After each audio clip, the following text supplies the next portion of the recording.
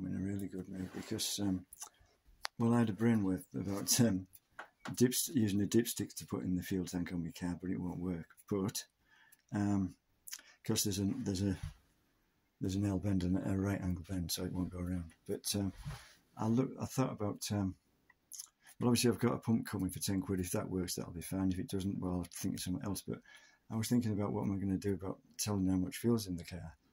I thought, well, I'll just put a search in for generic. Well, I put a search in for petrol gauges, and there wasn't one. It wanted to know what car I wanted to fit it to, so it'll be a standard one that's part of the pump.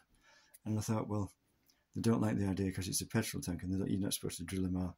Well, I don't know about drilling. I wouldn't drill one, but you're definitely not supposed to weld a petrol tank because or apply any heat to them, because that's what I was taught at college. One of the first things I was taught: do not weld petrol tanks, because you can never get the fumes out. Even if you empty them and leave them lying around for years, the fumes don't come out and they explode. You don't weld them because they literally said they'll take half your head off.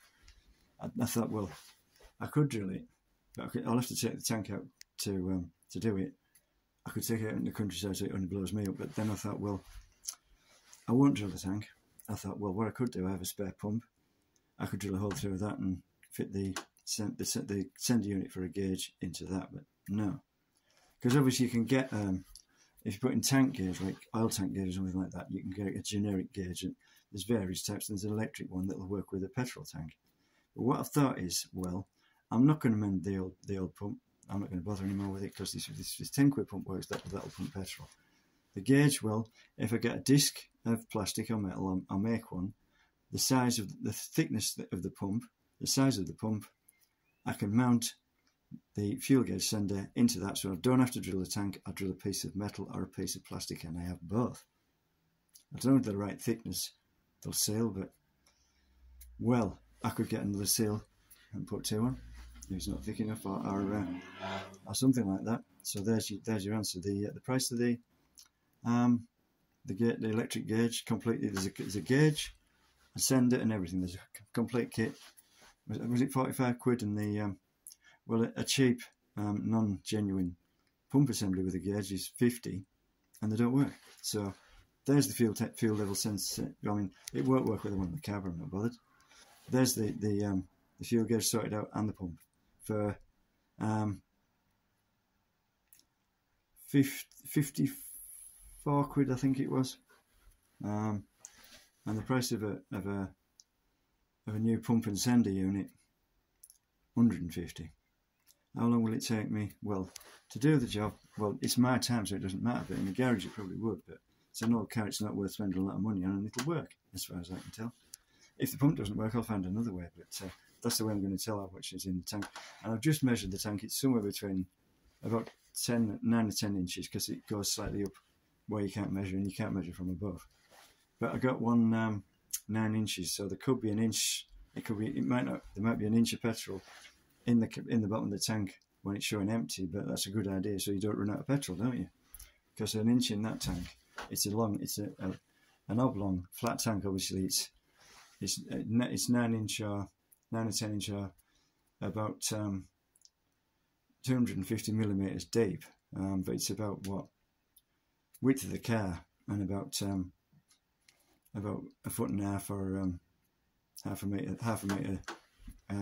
front to back. So there's going to be quite a lot in 25 millimeters or an inch in the bottom, isn't there? What will it be? 25 millimeters, say half a square meter. That's and in meters, it's what is it? 2 centimeters, isn't it? 25 millimeters. It's 0.02. So half a square meter times 0.1. 0.01. That's what. That's a square, a cubic. Cubics, no, it's more than that. It's got to be. I can't quite do that. No, a lot more than that. No, more than a cubic centimetre. No, it's got to be quite a lot of petrol. I mean, about that deep in the tank. Well, say roughly 3/4 of a metre square. Well, that's it, isn't it? Yeah. There's going to be quite a lot of petrol left when you run out, when the fuel gauge is showing empty, which is a good idea. Because I did run out in that car one day. Apparently, when the 6 LCD bars on the gauge, and when you get the bottom one, it flashes. It doesn't flash; it just goes on and off. And I'm not sure how much. I think my dad was told there's about 20 or 30 miles worth left in when it's doing that, and I did it on that for a while. And I ran out of petrol in the middle of a bridge, in the middle of nowhere, in the middle of the night, and I knew there was a 24-hour service station up the road. I had a plastic bottle in the car that had orange in. I thought, well, petrol will melt that, and I wasn't sure how far it was to the garage, but I got there. I had a credit card with me. I filled the bottle, put it in the car, and it started. I couldn't believe it. I thought, that tiny little bottle's going to spread out all over that tank. But it picked it up, it got petrol, and it got me to the garage, and I filled it up. It was about a quarter of a mile. I couldn't believe it did that on an orange, what would it be, about a pint of petrol, or half a litre of petrol. It got me there. I couldn't believe that. But if it hadn't got me there, I could have gone and got another, couldn't I? I didn't like to mess them about, but middle of the night, it's for petrol, isn't it? And obviously I filled the tank up when I got there, because, well, they'd done me proud, so I thought I might as well.